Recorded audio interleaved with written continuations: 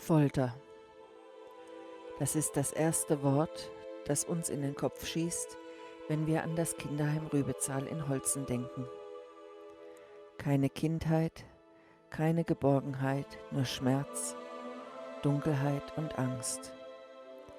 Die Zeitzeugin wurde 1956 geboren und mit nur 6 Wochen ihrer Mutter entrissen. Schon als Baby musste sie lernen, dass ein Kinderleben dort nichts zählte. Mit nicht einmal einem Jahr bekam sie die ersten Schläge, nur weil sie eine Schuhcremedose berührte. Sie fiel in einen Graben voller Brennnesseln. Sie schrie und wurde geschlagen. Sie weinte und wurde eingesperrt. Sie war 3 Jahre alt. Im Heim herrschte rohe Gewalt. Wer krank war, bekam keine Hilfe. Wer sich übergab, wurde gezwungen, dies zu essen. Wer sich wehrte, wurde gebrochen. Mit 5 Jahren wollte sie sterben. Sie lief einem Auto entgegen. Sie überlebte, leider. Sie erzählte, wie sie Jürgen sah, nackt, gefesselt, blutüberströmt. Ein kleiner Junge, reglos, hilflos. In einem Raum voller Erwachsener, Stimmen, Soldaten. Und er kam nie zurück. Auch andere Kinder verschwanden. Timo, 2 Mädchen. Man sagte ihnen, fragt nicht oder ihr seid die Nächsten. Heute glauben wir, diese Kinder wurden in Munitionsbunker geworfen. Vielleicht verscharrt, vielleicht vergessen. Aber nicht von uns. Und offenbar auch nicht von denen, die noch heute durch Rauch, durch Geräte, durch Stimmen um Hilfe rufen. Die vollständige Schilderung der Zeitzeugin ist so grausam und verstörend, dass wir sie in diesem Video ganz bewusst nicht zeigen. Wer die gesamte Geschichte lesen möchte, findet den Link zum Originalbericht in der Videobeschreibung. Was in diesem Bericht geschildert wird, passt auf bedrückende Weise zu den Ergebnissen unserer paranormalen Untersuchung. Viele der empfangenen EVPs, darunter Begriffe wie Arzt, Jürgen, Blut, Unterwäsche, Teufel, Auto, Munitionsbunker, erhielten durch unsere Geräte klare Antworten. Sowohl Ameline als auch Alice gaben Hinweise, die mit den Aussagen der Zeitzeugin erschreckend übereinstimmen. Wer sich wehrte, wurde gebrochen. Besonders Ameline sprach ein Wort aus, das tief unter die Haut ging: gebrochen. Und genau dieses Wort wurde auch von einer Zeitzeugin selbst verwendet. Sie beschrieb sich und andere Kinder als genau das: gebrochen an Körper, Seele und Würde. Ein einziges Wort, das den Schmerz einer Generation trägt. Ein Echo, das bis heute nachwirkt. Ein stummer Schrei, der durch unsere Geräte wieder hörbar wurde. Es scheint, als wollten Stimmen aus der Vergangenheit, dass wir endlich hinsehen, hinhören und verstehen.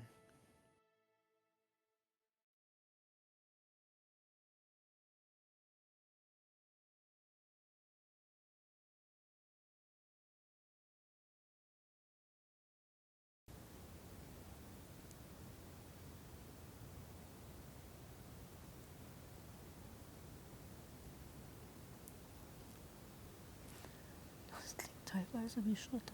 Ja, wie im Laub, ne? Wie im Laub, ja. So im Gras. Ja.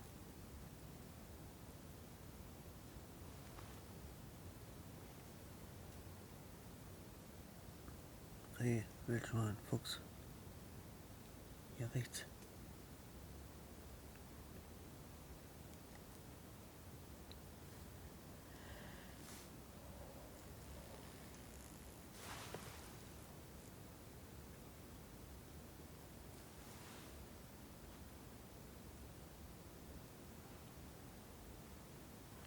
Hier müssen wir mal eine Overnight machen. Spinn's wohl. Überraschung. Überraschung, Das ja. wäre eine Überraschung, ja. Altmodisch.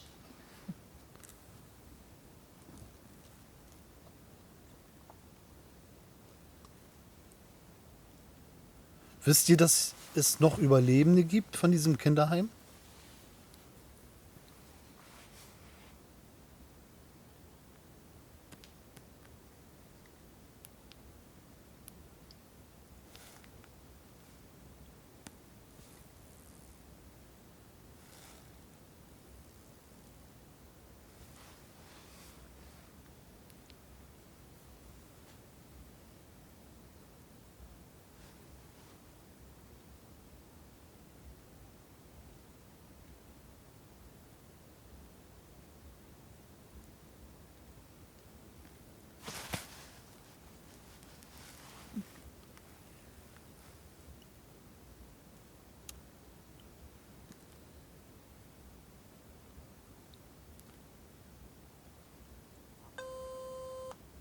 Jagdunfall. Haben wir heute uns Moment, drüber unterhalten. Ja, genau. Jagdunfall. Ansicht. Ansicht. Nicht, dass sich hier gleich der Jäger anpischt oder so. Und wir eine Ladung Schrot kriegen. Medium.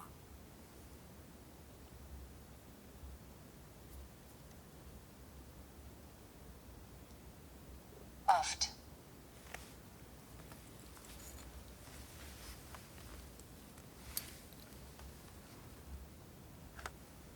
Oft.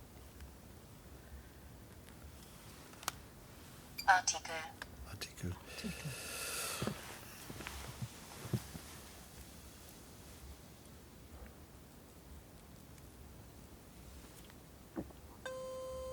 Neueste. Schönes Kleid. Jetzt wird's wieder. Aktiver. Es geht auch wieder auf die 0 Uhr zu.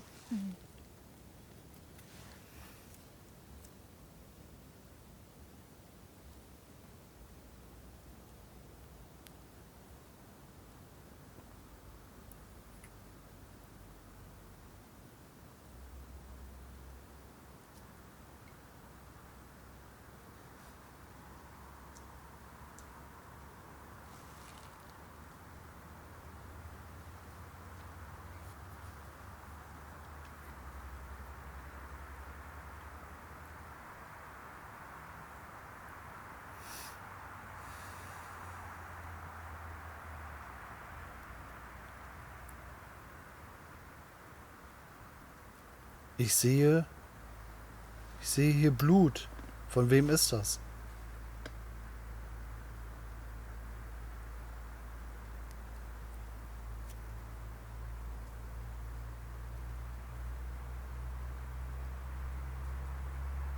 Teilen. Europa. Europa. Teilen Europa.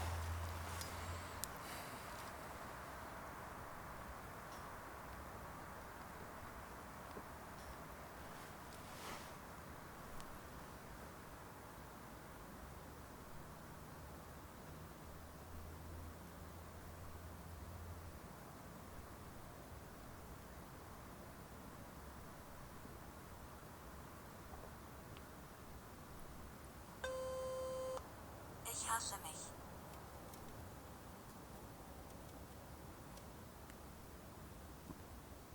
Ich hasse mich. Warum? Was hast du getan?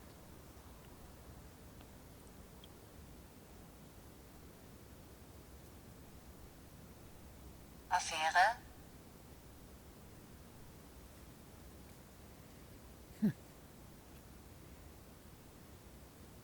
Mit wem hattest du eine Affäre?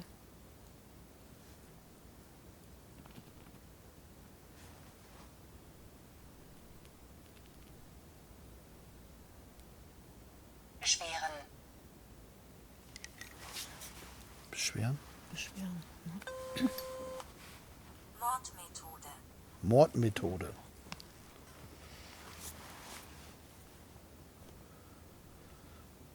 Hast du jemanden umgebracht? Hast du jemanden getötet? Tut es dir leid?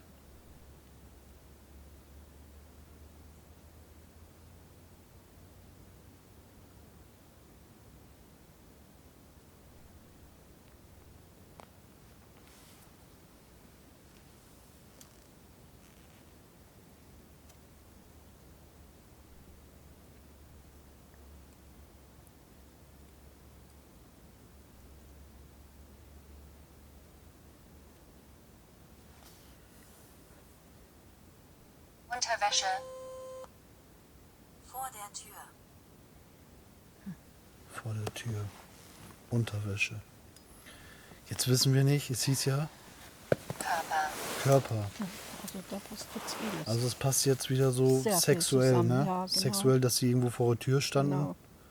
Dass vielleicht jemand vor der Tür stand. Oder die sich, Auswandern. oder die sich halt in Unterwäsche dahin mussten. Zeigen mussten, zeigen Ja. mussten, ja genau.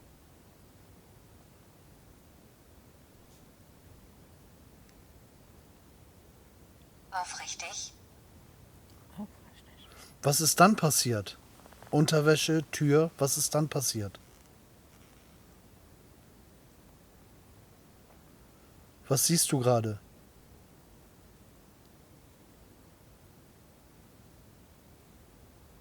Wenig. Wenig. Wenig. Ja, wenn die Tür zu war. Fühlst du was?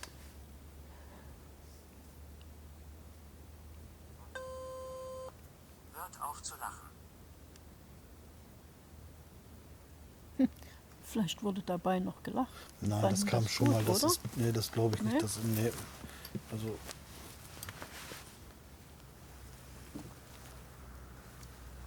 Ja, kann auch sein.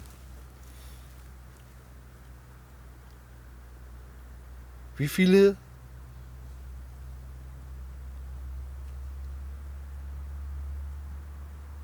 Darsteller. Wie viele haben euch erniedrigt? Wie viele Menschen waren das immer? Eine, zwei?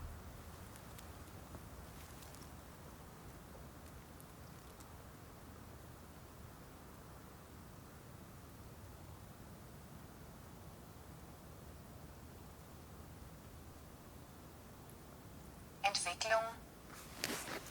Entwicklung. Das ist so ein bisschen.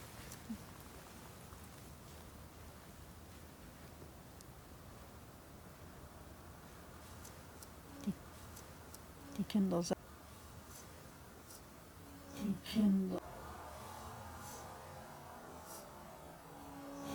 Die Kinder selber waren ja noch in Entwicklung, ne? Wenn du danach gehst, was denen passiert ist. Ja.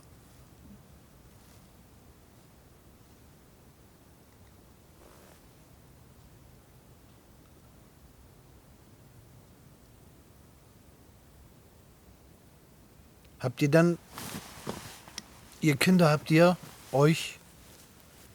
miteinander gespielt?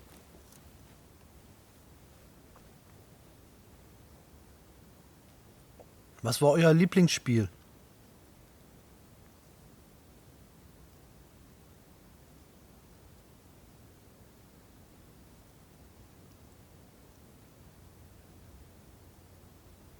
Monat. Monat. Josef. Josef und Maria und Mona ist jetzt so eine Sache. Ich wollte nämlich euch gerade fragen, hattet ihr auch Weihnachten? Kennt ihr das hier? War das auch ein besonderer Tag für euch? Scheitern.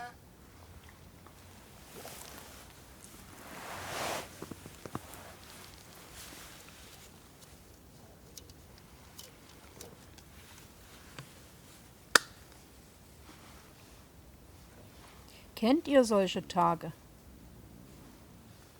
Ostern, Weihnachten, Holt mich hier raus. Holt mich. Geburtstage,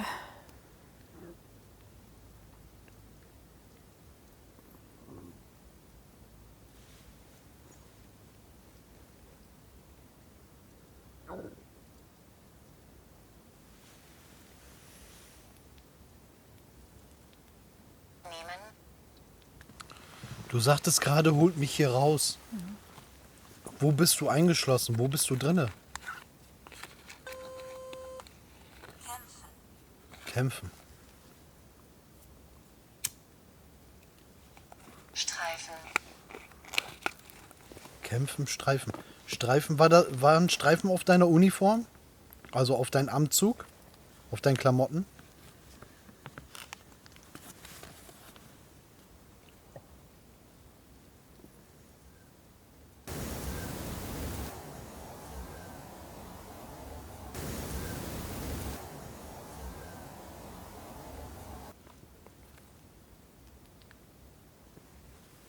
Kauf.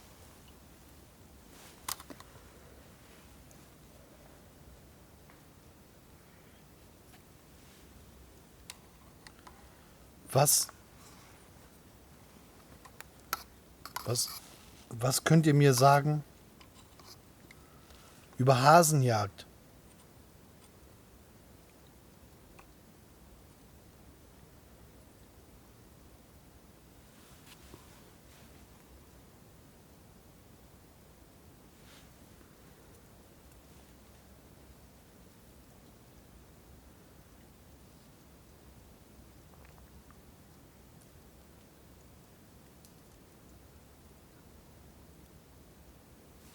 Entweder summen meine Ohren oder ich höre immer von Nee. da drüben was. Ich wollte gerade sagen. Da- Nee, Summ, ich höre Das nichts. ist irgendwie. Aber hier ist eine Totenstille wie im Stollen. Von den Ohren her. Von da hinten höre ich irgendeinen Ton. Wo? Ich auch. Hinter der Kamera noch. Hinten weiter. So aus der Richtung höre ich es von mir. Ein Ton. So ein. Ja, Musik oder sowas in der ähnlich. ja, Meint. Bin verbannt worden.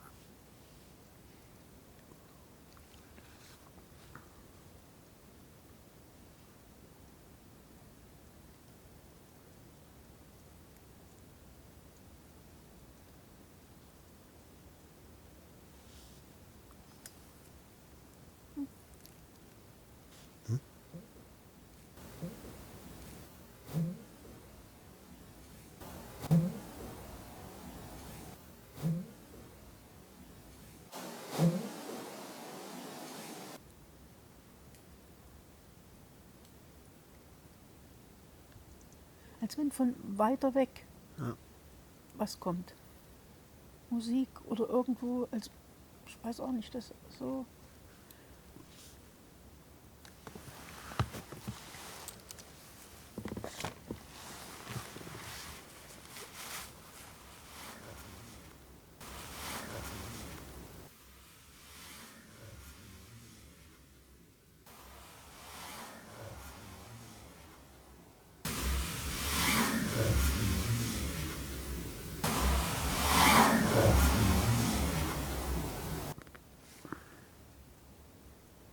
Schockiert.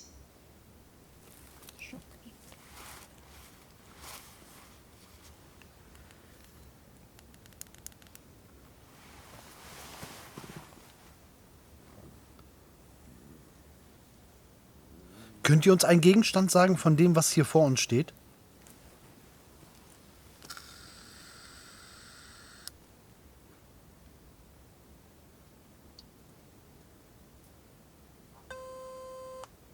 Kruzifix. Auf den Grabkerzen ist ja Maria. Ein Kruzifix ist da nicht. Nee, ist hier nicht drauf, ne? Fäustling. Fäustling.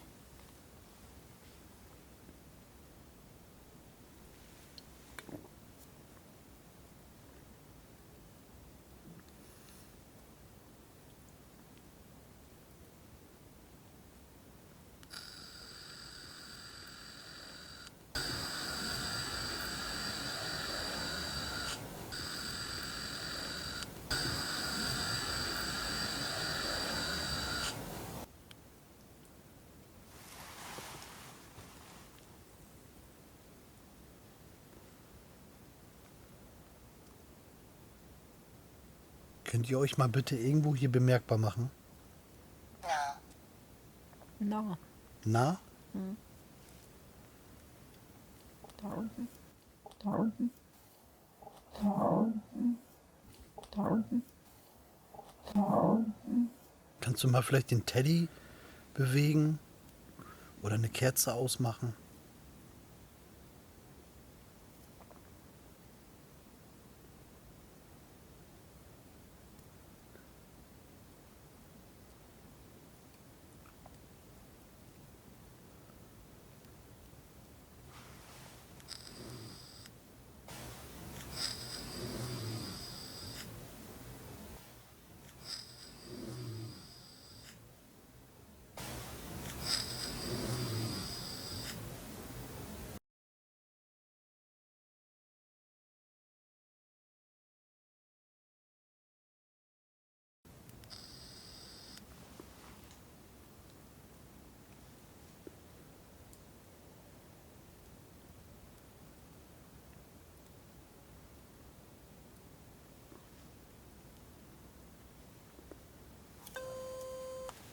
ist besorgniserregend.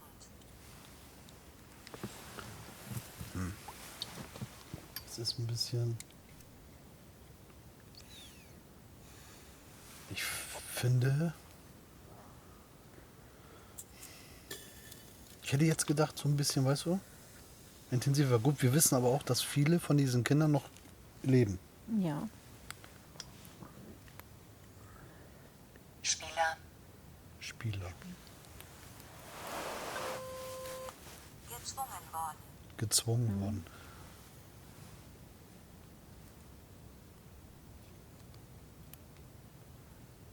Ja, es gibt viele Sachen, gegen was die gezwungen wurden. Gegen was wurdest du denn gezwungen?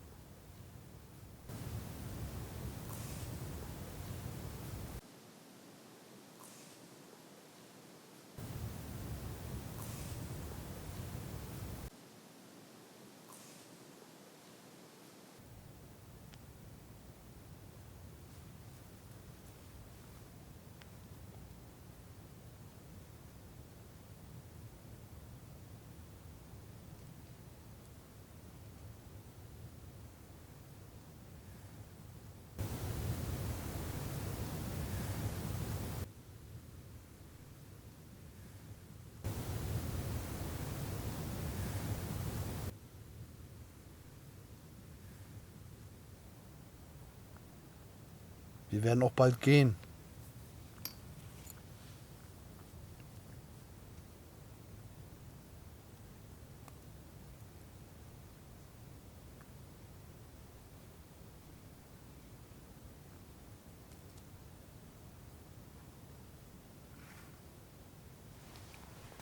Oder ist da jemand, der das verbietet?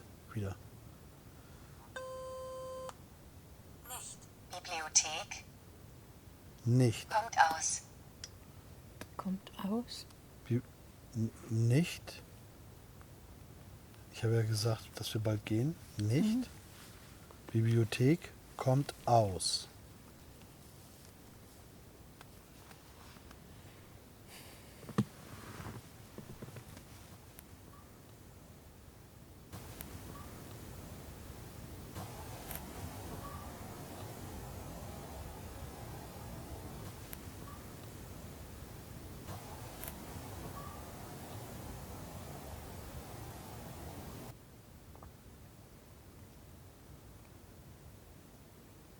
Macht euch mal irgendwie bemerkbar.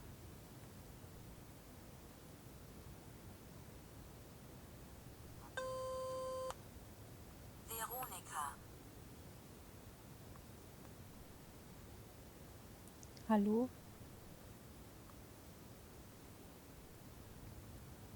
Peinlich. 2,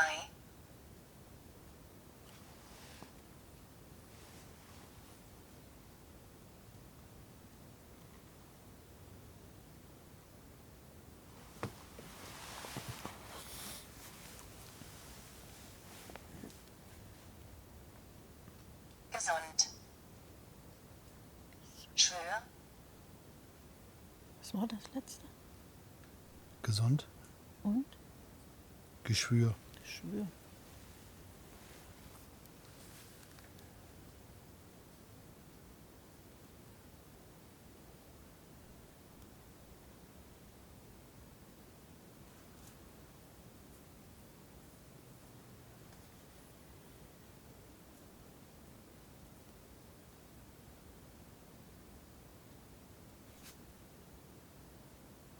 Dürft ihr uns nicht erzählen, was hier geschehen ist?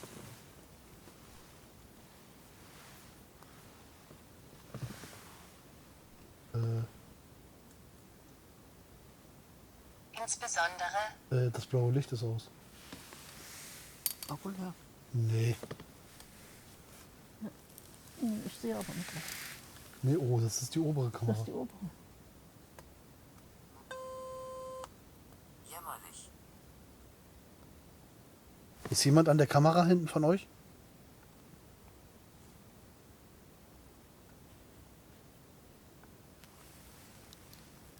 Ich habe vorhin den Kopf stillgehalten und es ist zweimal an- und ausgegangen. Also so wie, als wenn jemand vorbeiläuft oder als ob sie blinkt. Verzweifelt. Seid ihr Mein Name ist Ingeborg. Ingeborg? Wenn du dir Energie genommen hast, ist nicht schlimm.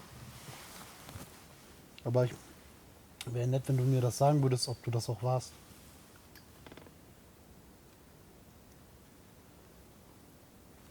Ist das jetzt die, wo sie immer mal rangehen? Ja, die gehen unterschiedlich, ne?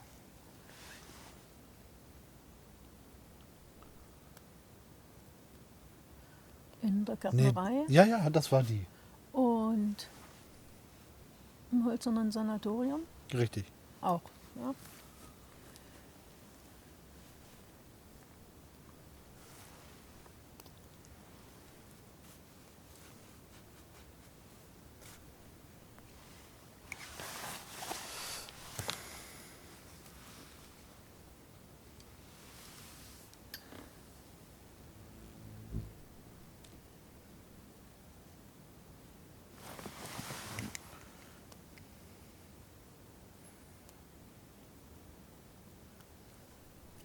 Finden.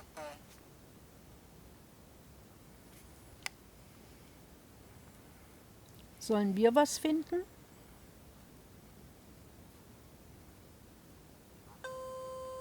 Chaos. Chaos. Wünscht ihr euch, dass wir eure Namen sagen?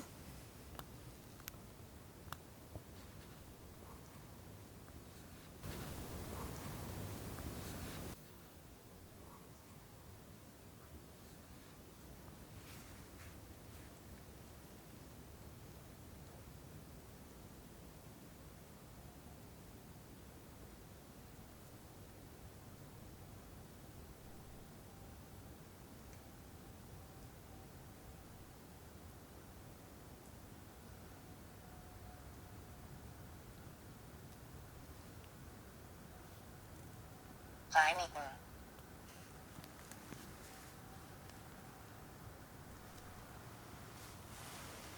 Jetzt, ich wollte gerade sagen, jetzt ist ganz aus.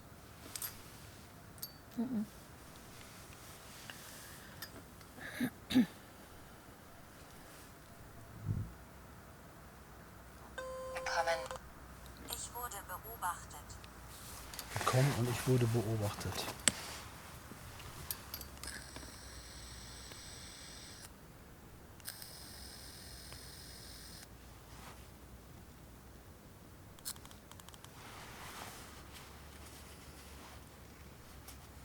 Wo stehst du denn? Wo stehst du hier? Hinter uns, vor uns, neben uns, über uns?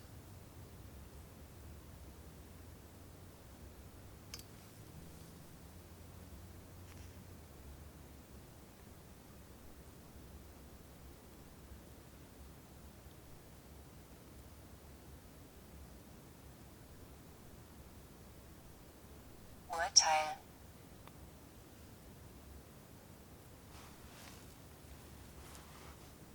Urteil. Kam halt schon mal, ne? Gerichtsverhandlung. Urteil.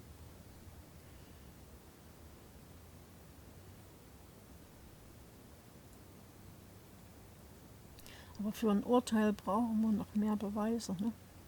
Oder im Allgemeinen mehr Beweise. Ja.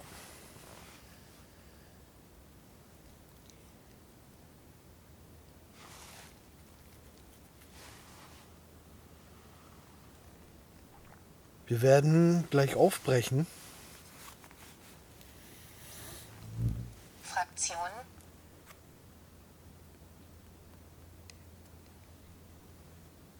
Ihr habt ja die Möglichkeit, jetzt noch mit uns zu sprechen, kommunizieren. Vielleicht gibt es da wichtige Dinge, die ihr noch loswerden möchtet. Oder ob wir wiederkommen sollen. Ob wir woanders hingehen sollen.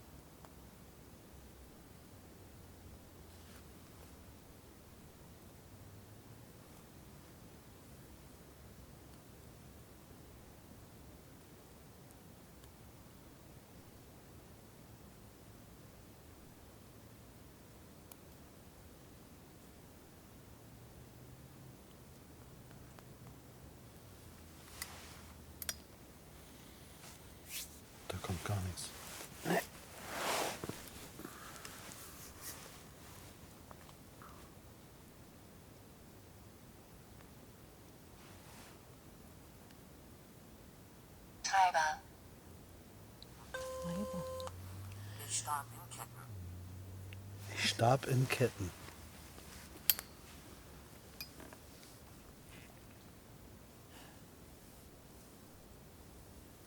Wer hat dich in Ketten gelegt?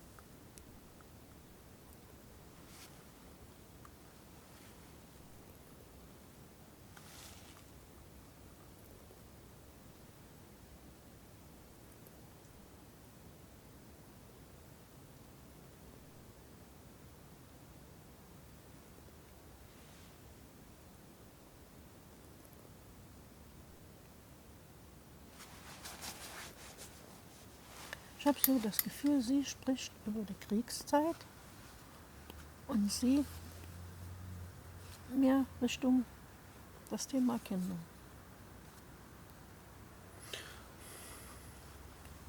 Kann. Katze. Katze.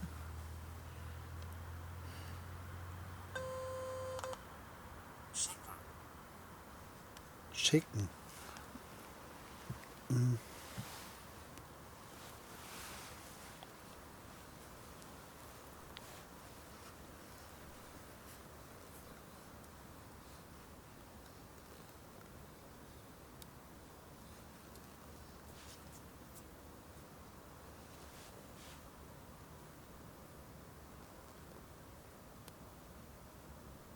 Akzeptabel.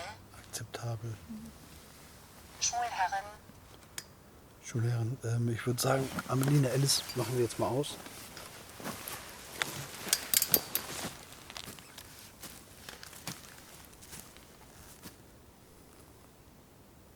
Gefängnis. Gefängnis. Ist hinter uns nicht das Zuchthaus?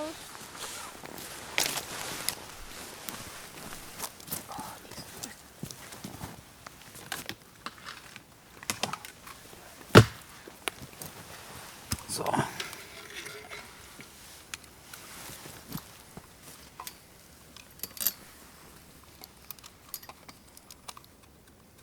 Das nicht so laut wird. Was ist denn das? Spiritbox. Ja, wenn das jetzt zu laut wird, dann muss ich den Ton beim Videoschnitt runterdrehen. Spiritbox. Achso, nee, ich meine auch so. Es wird interessant, weil hier haben wir ja noch nicht mal Handyempfang. Eben. Und ich kriege die Antenne hier nicht.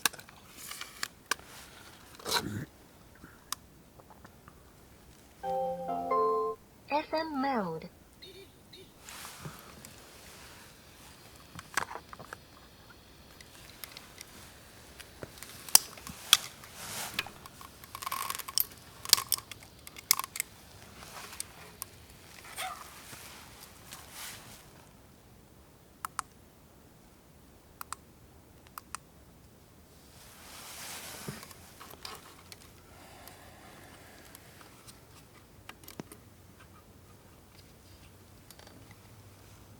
So läuft das jetzt wieder nicht.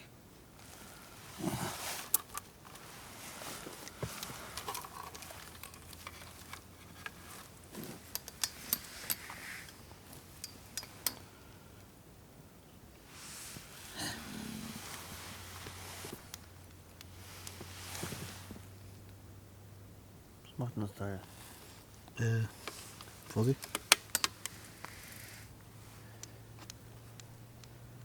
Was ist eine Spiritradio und wie funktioniert sie?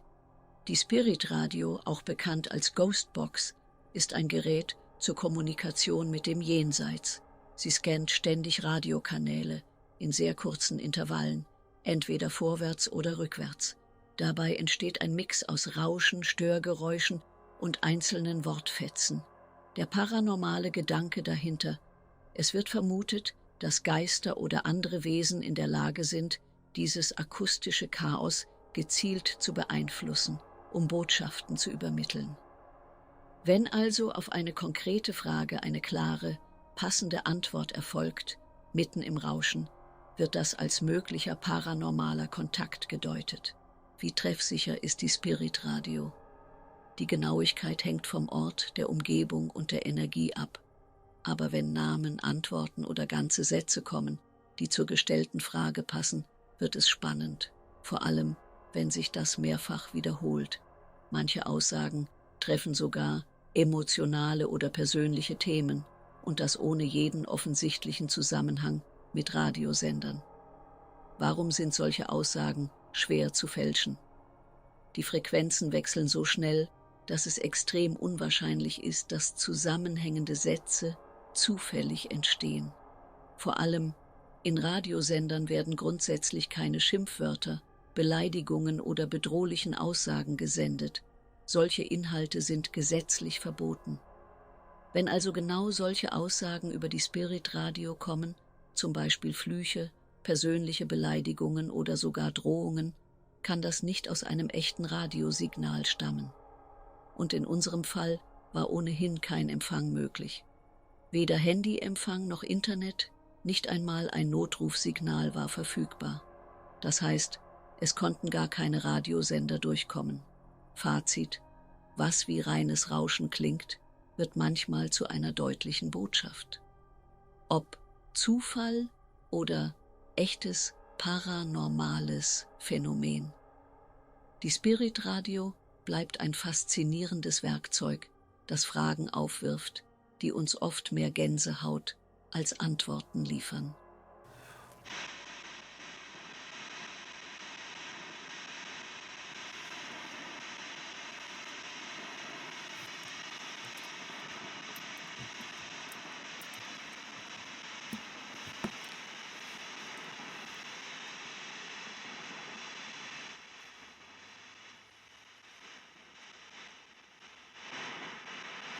Ist hier noch jemand anwesend?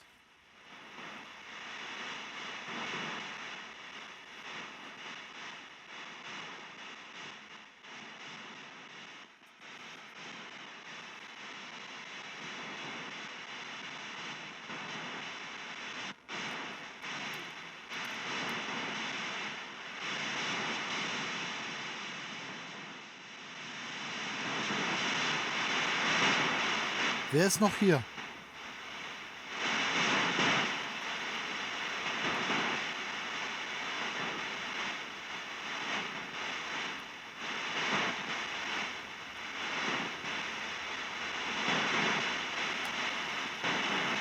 Das ist alles, ne?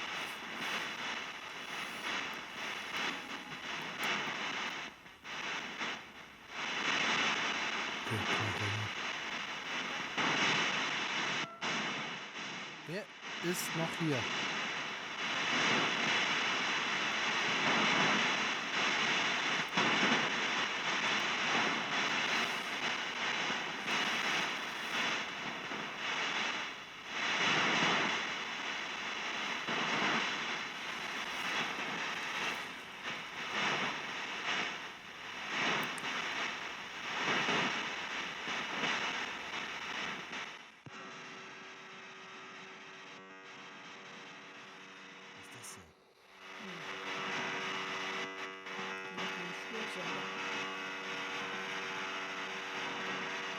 Hab ich ja noch nie gemacht.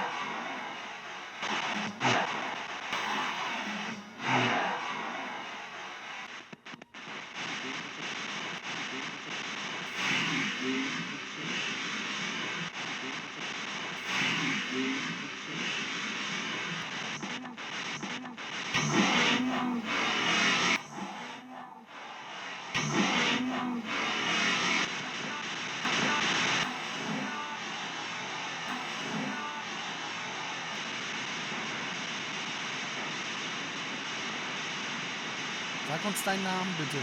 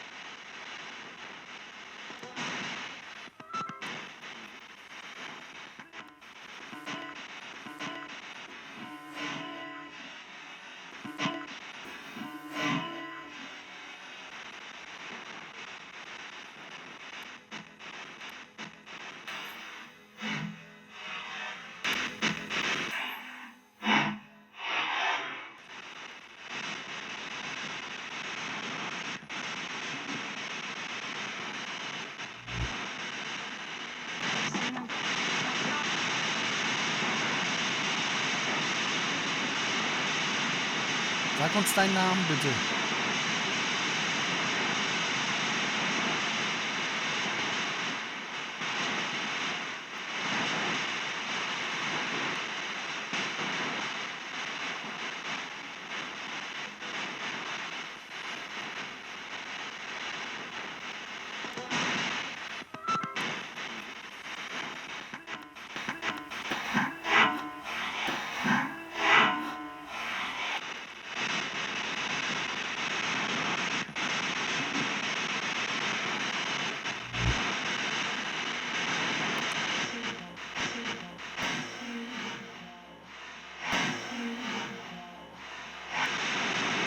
Ich habe wahrscheinlich sehe euch. Ich sehe euch, aber richtig.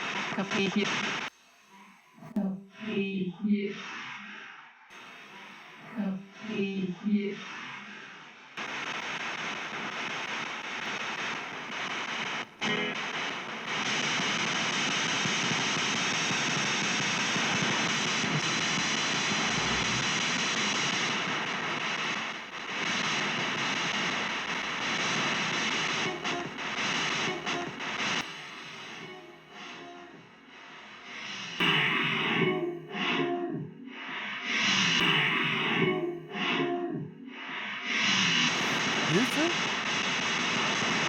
Das war mir jetzt nicht, das kann ich nicht sagen. Ich habe das gehört, aber nicht. Prost.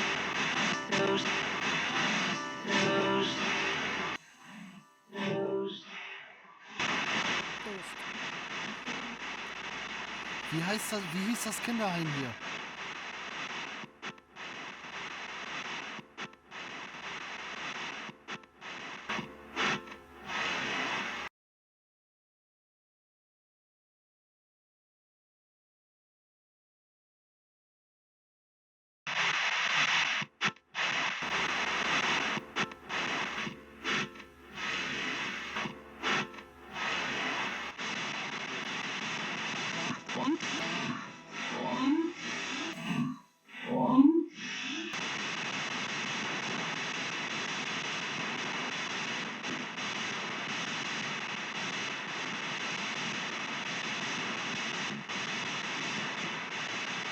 Oder wie habt ihr die Heimleiterin genannt? Wie habt ihr einen speziellen Namen gegeben?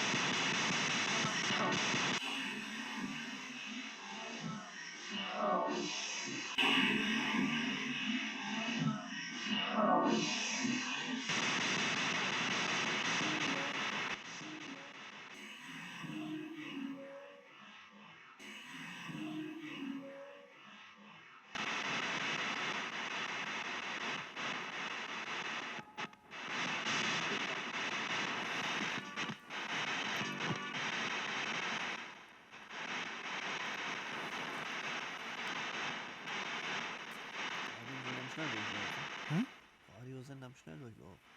Kannst du das nicht antworten?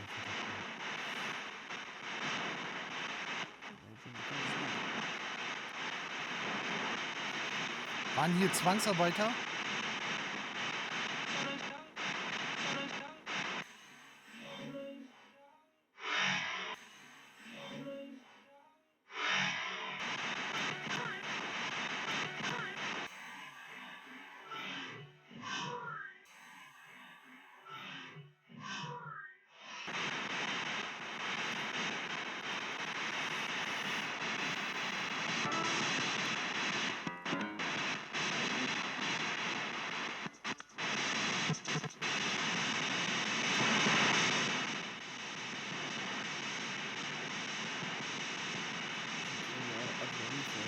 Hm? Ich habe die andere Artilleriefeuer gemacht.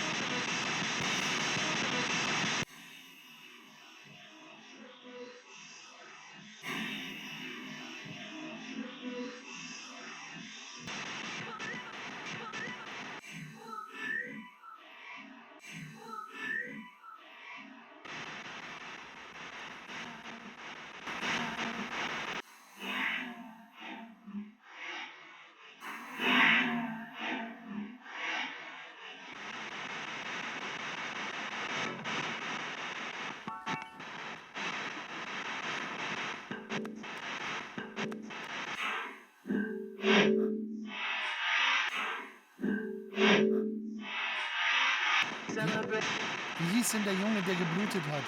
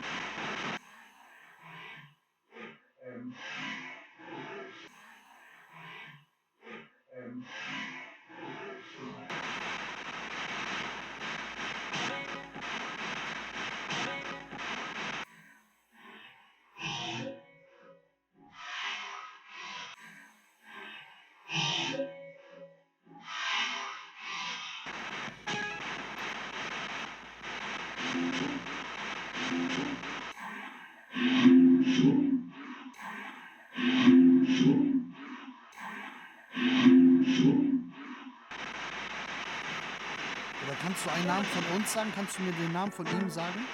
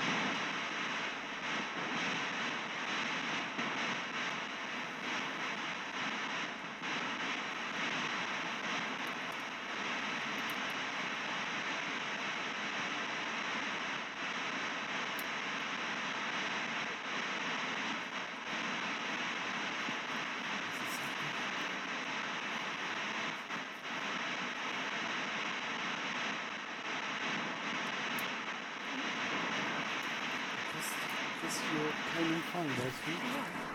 Normalerweise, wenn jetzt hier was durchkommt, dann. Ja, das war schon. Was ist denn, wenn wir mal...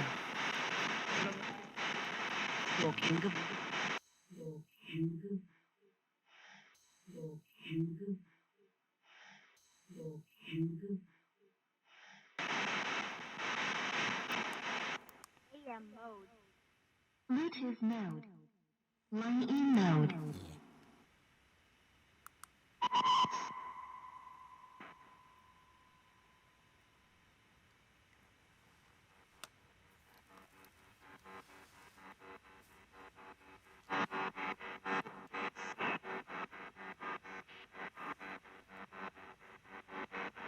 Ist jemand hier bei uns?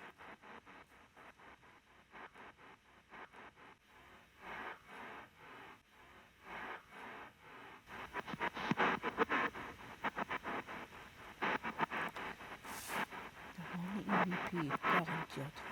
Das müsstet ihr merken.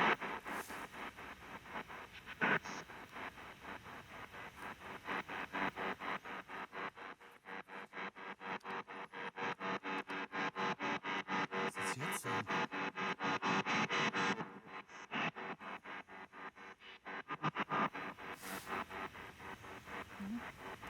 Ich bin da?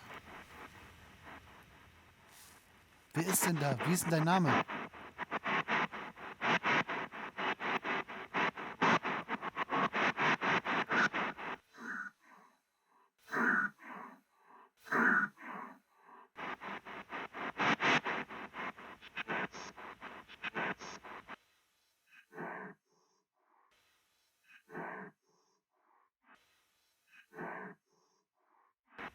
Schmerz? Schmerz.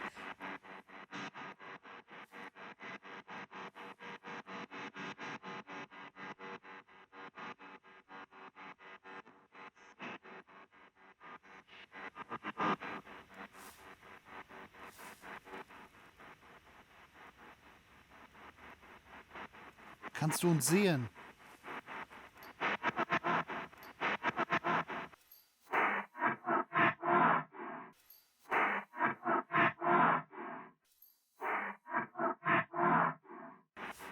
Ja. Wo stehst du gerade?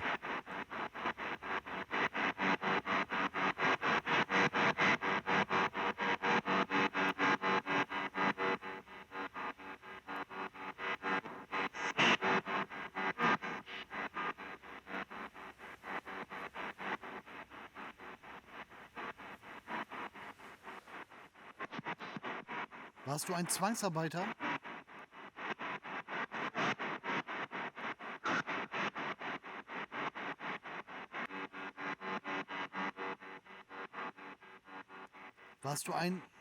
Warst du hier in diesem Kinderheim?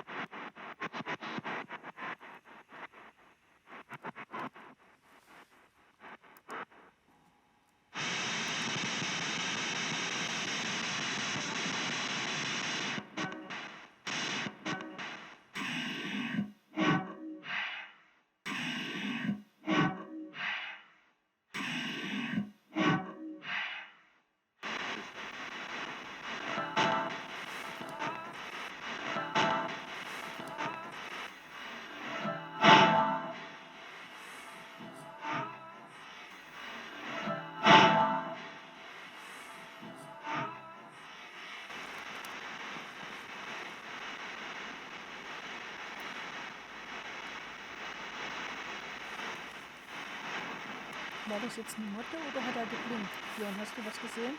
Ja. Die Mutter gelesen haben. Was ist alles voll mit Motten?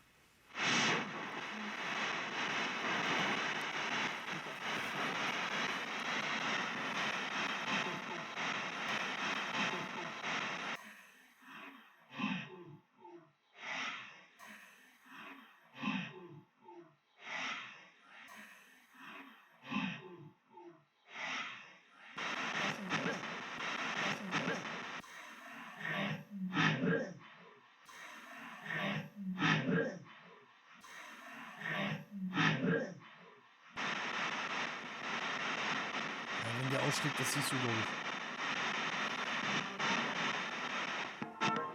Kennt jemand von euch Jürgen? Berlin Richtung Rostock.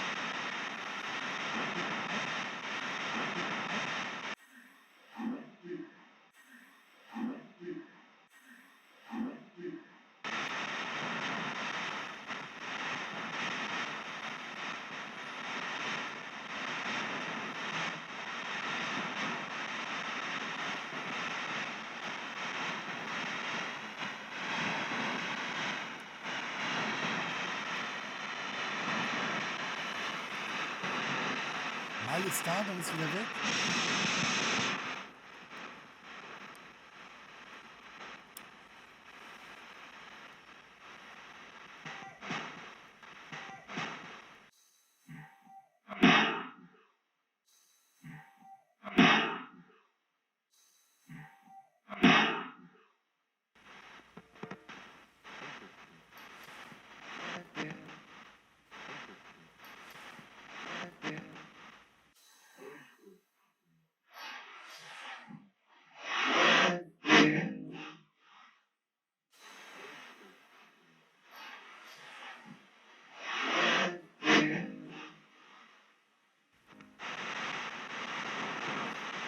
Ich habe verstanden, jetzt helfen mir und hey.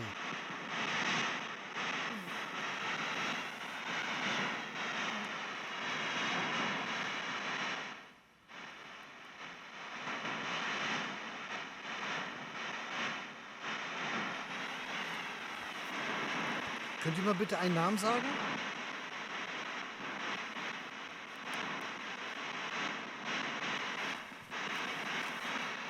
Sollen wir gehen?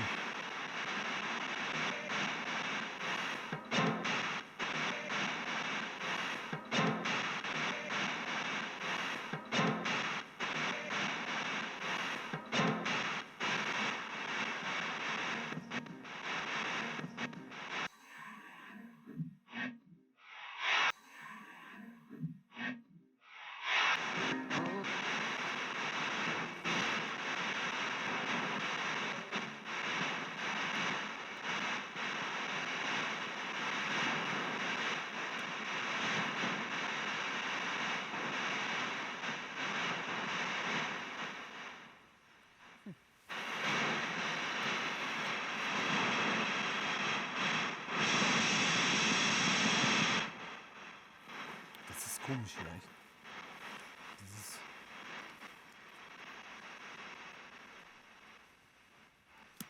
Das hat keinen Sinn. Aber normal kann doch eigentlich nicht viel reinkommen. Ne? Nee, die holen sich aber auch die Antworten über Radio. Das manipulieren die ja. Na?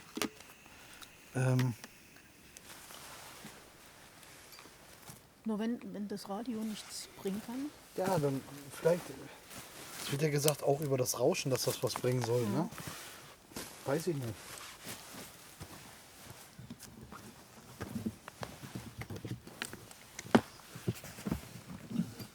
Also, ich habe jetzt, wie gesagt, aber das musste man ja auch mal ausprobieren. Wenn du jetzt Empfang hast und ohne.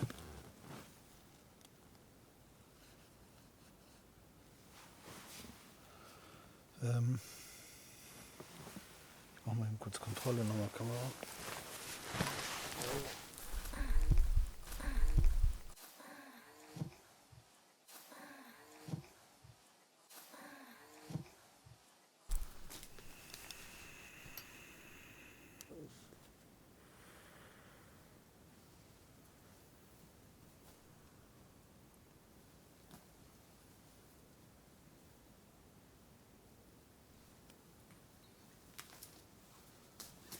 Scheiße.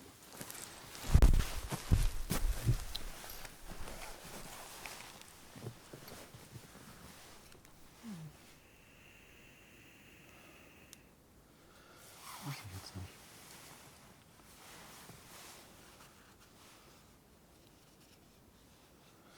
Also ich bin jetzt wie gesagt mal drauf gespannt, wenn. Wir haben ja sonst immer, wenn wir dachten, wir haben nichts drauf, EVPs, ne? Die waren Richtig. immer da.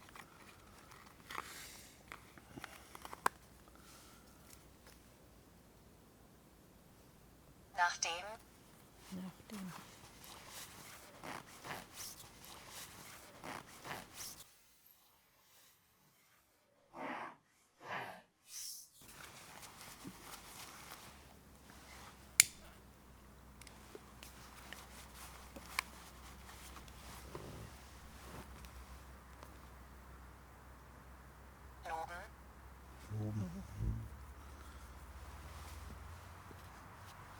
Was macht Dennis denn da? Könnt ihr das sehen?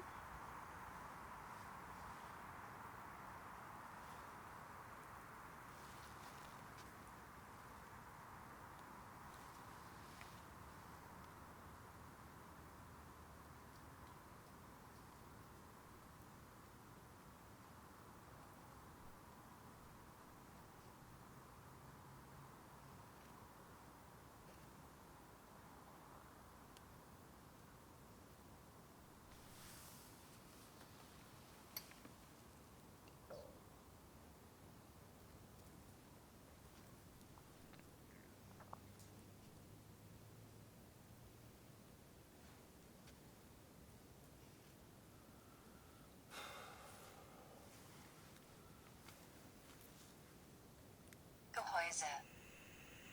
Also wir haben jetzt, unter freiem Himmel habe ich ja jetzt, war ich glaube jetzt das zweite Mal.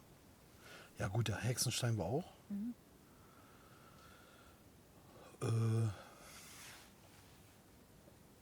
Ich bin gespannt, wie gesagt. Meist sind ja Sachen drauf, wie ich mit Patrick gemacht hatte. Ne? Mit diesem Kindergeschrei. Genau.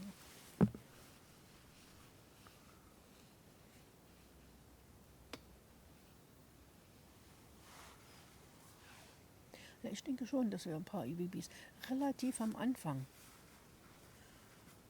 war ich mir sicher, dass da welche drauf sind.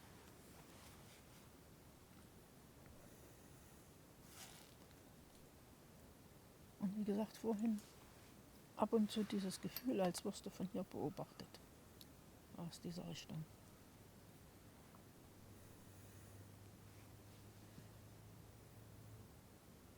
Es war auch die kurze Zeit, wo ich kurz nervös wurde. Ich dachte, nicht, dass hier doch noch einer auftaucht.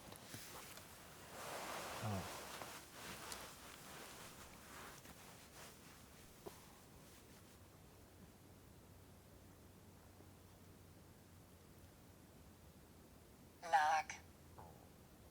Lag. Lag? Lag? Was hast du verstanden? Lag.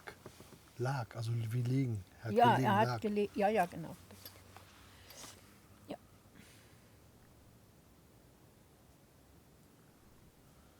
Ja, mit der Spiritbox, das war jetzt. Das ist, also mit Empfang muss man das haben, ne? Aber Ohne das hast du Empfang ja hat- schon geahnt. Dass da nicht viel kommen kann. Ja. Jetzt. Ja. Kann sein, dass. Wir haben eben was gehört, das muss man halt mal langsam abspielen. Würde mich dann jetzt auch mal interessieren. Das war jetzt UKW. Ne, also wir hatten vorher FM und.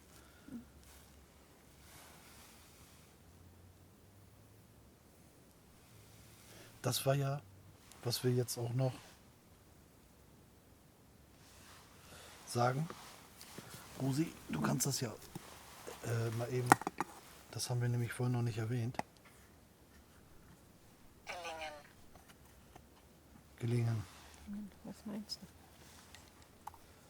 du? Dein Haus. Ja. Kannst du ja mal erzählen, was damit Materialien. Wenn du möchtest. Ja. Das in unserem. Kostüm. Warte mal. Bevor du das sagst, Ja. schalte ich die Ameline noch ein. Vielleicht kriegen wir da ja auch noch Antworten drauf. Okay.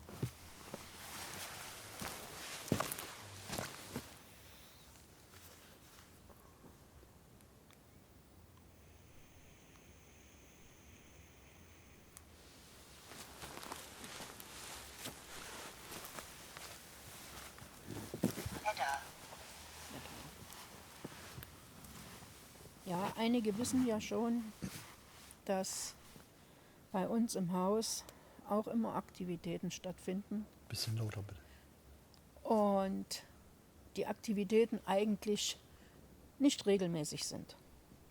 Das kann wochenlang gehen und dann ist wieder fast ein Jahr Ruhe und dann kommt es wieder. Wir haben einfach den Rhythmus noch nicht rausgefunden. Was wir aber oder wo wir davon überzeugt sind, womit es zu tun hat, ist hier oben dieses Lager.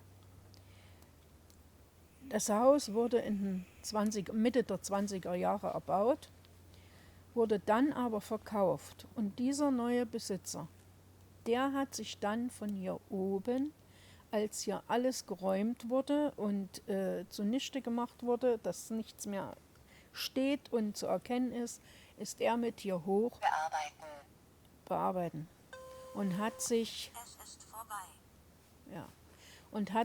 Materialien noch geschnappt, was er kriegen konnte, und hat an diesem Haus, in dem wir heute wohnen, weitergebaut, angebaut, umgebaut. Und davon haben wir heute Übersetzung. unseren ganzen Hof, zum Beispiel, der ist gepflastert mit diesen Asbestplatten, die hier verbaut waren, wo auch einige oder eine jetzt hier davon mit hier liegt. Er hat Holz von hier oben geholt. Auf 2 Holzbrettern haben wir russische Wörter gefunden, die wir dann mal übersetzt hatten. Das war in der sibirischen Gegend ein großer Ort. Eventuell waren das vielleicht Gefangene von da, die, man sagt ja, sich auch in den Häusern im Dorf versteckt haben, vielleicht den Namen ihres Ortes da drauf geschrieben. Es sind ganz viele Dinge von hier oben. Kombinieren. Und darum vermuten wir, dass unsere Aktivitäten mit dem ganzen Geschehen hier oben zu tun haben. Und eine Sache ist, wir haben einen kleinen Jungen im Haus. Das zeigte sich früher daran, dass er immer mit unseren Kindern spielen wollte, dass Spielzeuge verschoben waren, woanders waren. Es war immer, wenn wir eine Feier hatten, dass die Luftballons plötzlich geplatzt sind, die die Kinder aufgepustet hatten. Alles solche Dinge, die sehr, sehr merkwürdig waren. Es ist, Erfreut. haben sich an den Luftballons erfreut. Ja, es ist etwas ruhiger geworden. Es ist ruhiger geworden, seit ich mich intensiv oder unsere Familie mit dieser Geschichte befassen. Und darum interessiert es mich ganz besonders, was hier oben geschehen ist und ob man den Seelen helfen kann. Nicht nur den Kindern, auch den Gefangenen, die im ganzen Gebiet hier überall als Zwangsarbeiter eingesetzt wurden. Es ist einfach nur bedrückend. Währung. Datum. Deswegen hatte ich mich auch immer an Björn gewandt, weil Björn Relikte der Geschichte, er kennt die Gegend, er kennt die ganzen Hintergrundgeschichten halt, und so sind wir hier gelandet. Ja, was soll ich noch dazu sagen? Alles nur einfach traurig.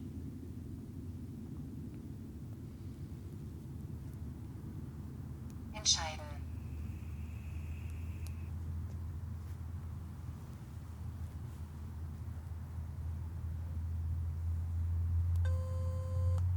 Ich habe eine Botschaft. Wie lautet deine Botschaft?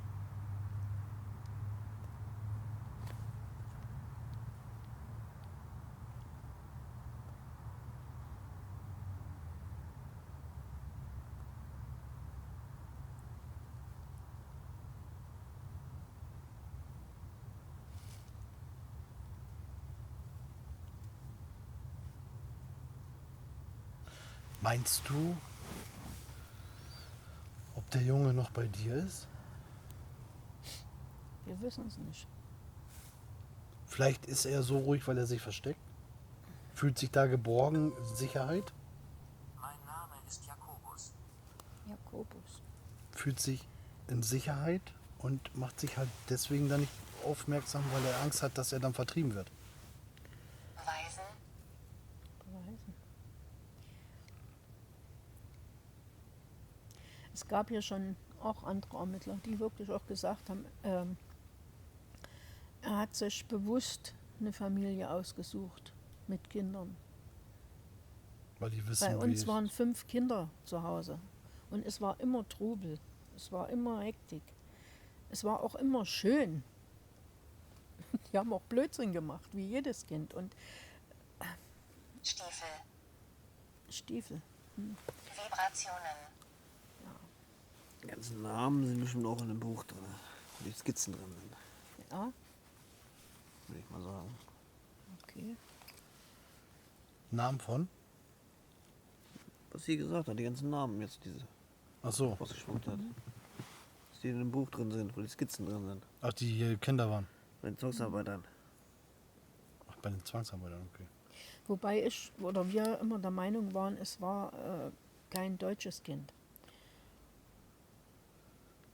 Muss nichts heißen. Wir können auch komplett falsch liegen. Aber wir haben immer gedacht, es ist ein kleiner polnischer Junge. Weil zwischendurch mal Namen fielen, was nicht typisch deutsch ist.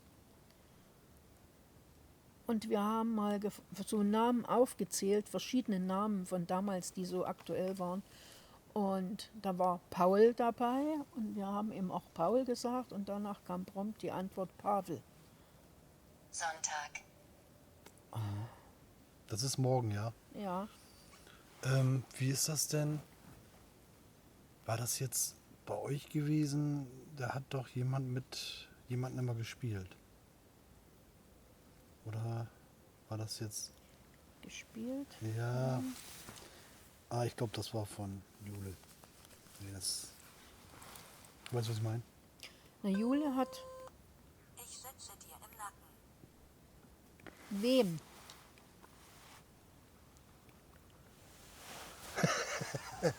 Nee, musste jetzt mal sein. Du sagtest doch, in einem bestimmten Alter hat er mal mit jemandem gespielt. Ach, ja, das war Johanna. Ah. Die hat, Einstellen. Hey, dann war sie geknackt eben, auch richtig laut. Das wäre jetzt ein Brett gewesen, ne? Wo? Da hinten. Richtung Straße. Scheiße. was? Was? Das habe ich ja noch nie gehört. Jetzt ist wieder diese Uhrzeit. Was ist denn Scheiße? Nicht vergessen. Wir vergessen euch nicht. Nein, auf keinen Fall.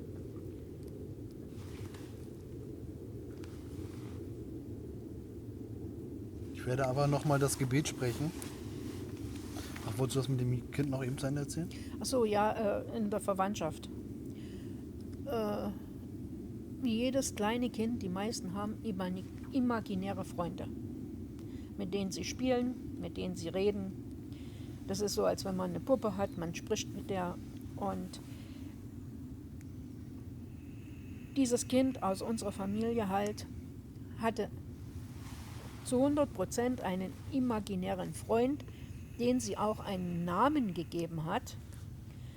Der hieß Ibe-Obe. Das Kind war zu der Zeit damals so 5 Jahre und hat diesen imaginären Freund Auftrag. Ibe-Obe genannt. Und die Geschichte war, die sind mal mit dem Auto gefahren, irgendwo hin.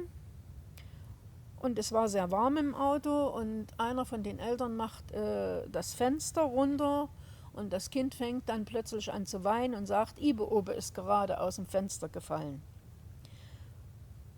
Und sie hat sich überhaupt nicht beruhigt. Die mussten bremsen, die mussten runterfahren von der Straße, mussten zurückfahren.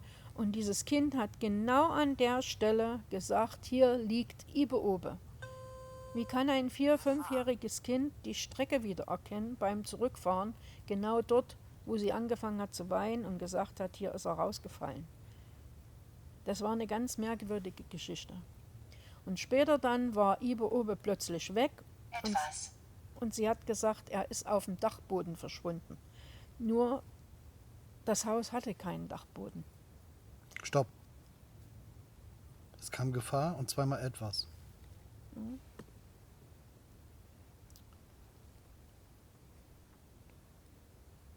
Wir haben nur gewarnt. In Acht nehmen. In Acht nehmen. Jetzt wird hier... Wer ist hier?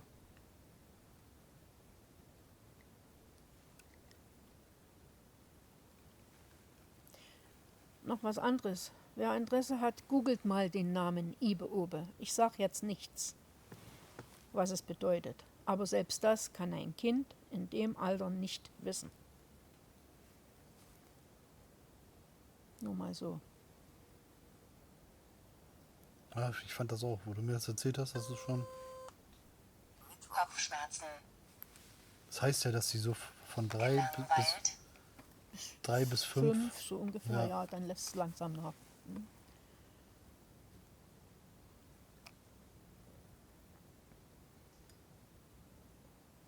Sie hat auch, das ist das Mädchen, die hat auch immer gesagt, wo sie dann in dem Alter war, wo sie alleine Zähne putzen konnte.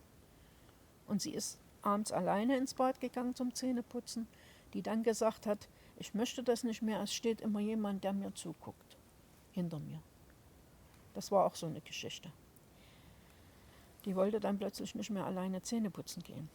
Sie hat immer gesagt, wenn sie in den Spiegel guckt, sieht sie jemand hinter sich stehen. Und da ist Mutti dann immer eine ganze Zeit noch mitgegangen und plötzlich war wieder Ruhe und es ging, war niemand mehr da. Widerstand. Gut. Ich spreche das Gebet jetzt nochmal.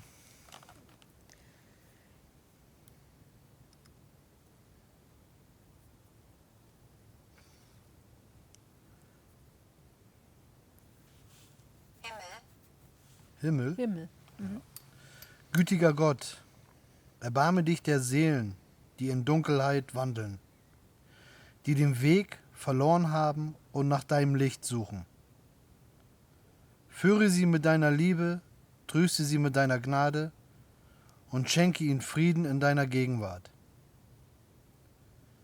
Lass sie erkennen, dass sie niemals alleine sind, dass sie deine Barmherzigkeit größer ist als jede Verehrung.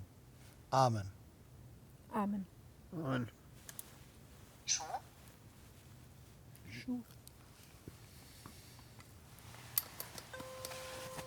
Ich bin Ameline. Ja. Hallo Ameline. Ihr habt jetzt noch die Möglichkeit,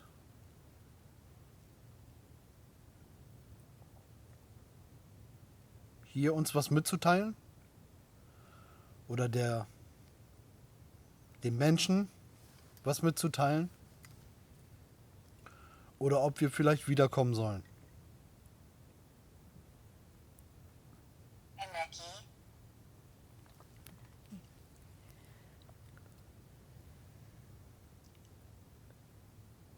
Das Infrarotlicht ist auch schon wieder aus.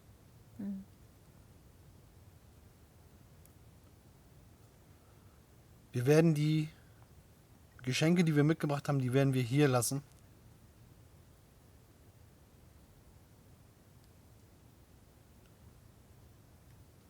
Das ist ein Geschenk von uns an euch.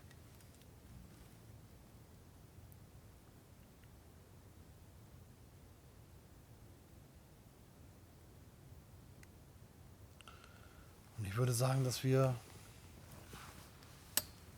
gleich einpacken.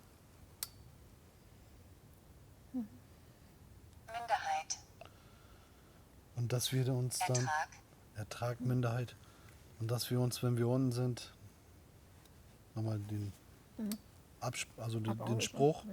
und einmal abräuchern.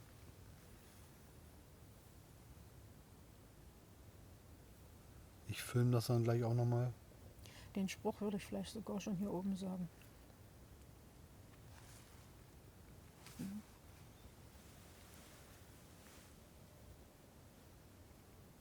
Machen wir, bevor wir hier losgehen.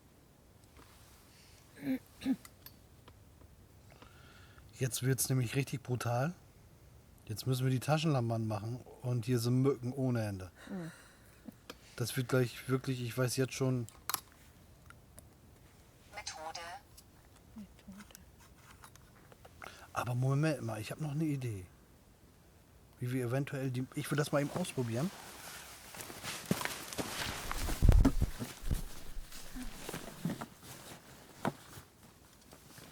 Da hab ich doch drauf gesessen, Mensch.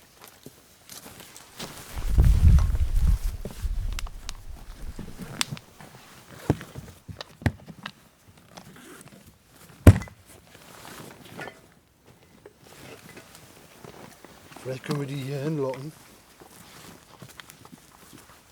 Ach so, ja.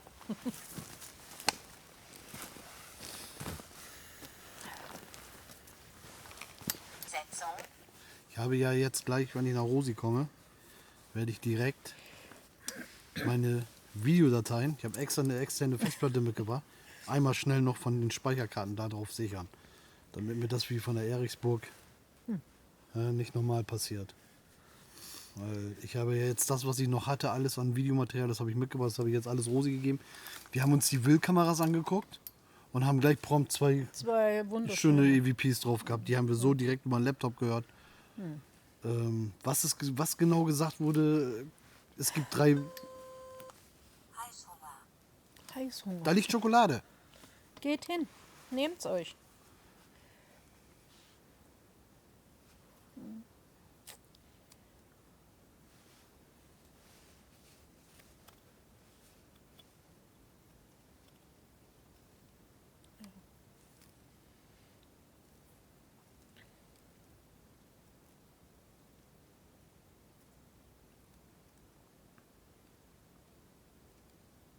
Oh, es lockt aber doch an. Ja, das sichere mal. Reflektieren. Reflektieren. Das Licht. Und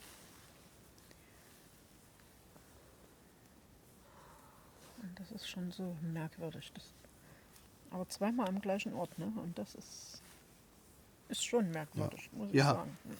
Zweimal vom gleichen Ort meine Aufnahmen weg.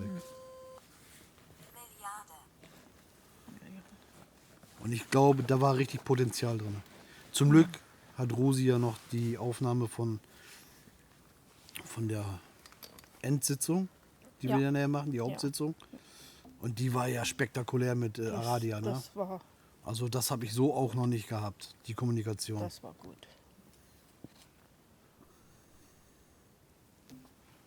Ja, und den Baum, wie gesagt, das hätten wir gerne im Vergleich gehabt. Ihr Männer zu uns Frauen. Ja, da habe ich jetzt nur noch Und die, das die ist- SLS-Aufnahme. Ja. Und wie gesagt, da hatten wir einen Schrei drauf. Ein Schrei, ja, das hattest du ja gesagt. Wenig. Wenig. Habt ihr denn mit uns kommuniziert? Habt ihr uns dann irgendwie was gesagt? Habt ihr uns was hinterlassen auf den Geräten? 15. Fliegerdivision. Was? 15. Fliegerdivision. Vorhin kam Luftschutzbunker. Björn, merkt ihr das mal? Google mal mit. Ich habe Bücher. 15. Luftkrieg im Weserbergland. Da steht das mit Sicherheit drin. Ja, du hast ja alles. Buch.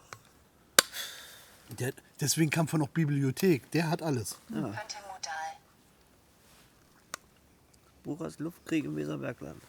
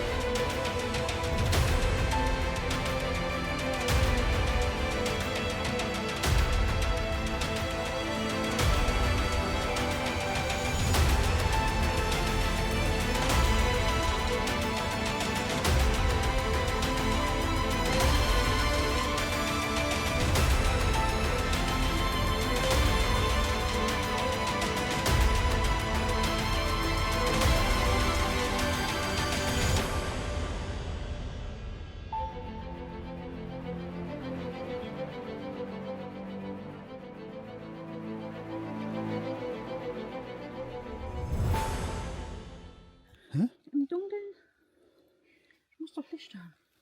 Ja, Feuerzeug? Ja, schon. Ja, ja, das riecht doch so. Da kommt doch dieser- Nee, kommt rein.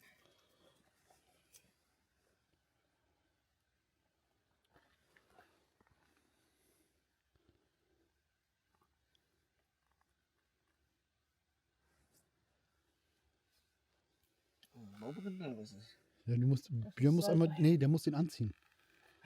Richtig dran. Quatsch. Jetzt komm mal hierher. So. Ich gehe um die Stunde. Das ist wie, das riecht so, ne? So. Alles Negative bleibt hier. Nicht kochen.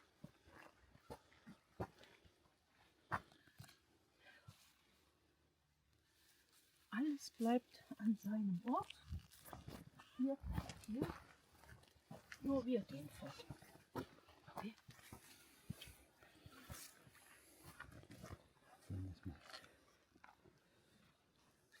So.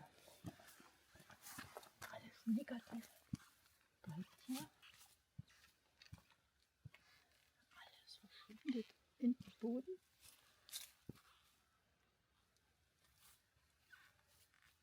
Alles bleibt an einem Ort. Ihr bleibt hier. Nur wir gehen fort.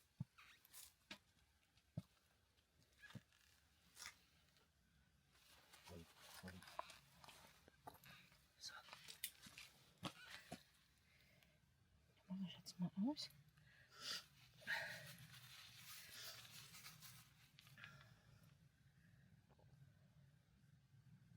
Oh, der qualmt. Bleibt hier. Jawohl. Schön abrollen. Das ist gut, dass hier, du bist so klein. Alles bleibt an seinem Ort. Ihr bleibt hier. Nur wir gehen fort. Das ist sogar heiß, das Warte. Ding. Das auch noch mal. Noch einen Zug nehmen? Ja, ja. Schön. Alles klar. Dein Auto müssen wir auch noch dran abbrüchen. Mit wohl. So. Jetzt geht's wieder an.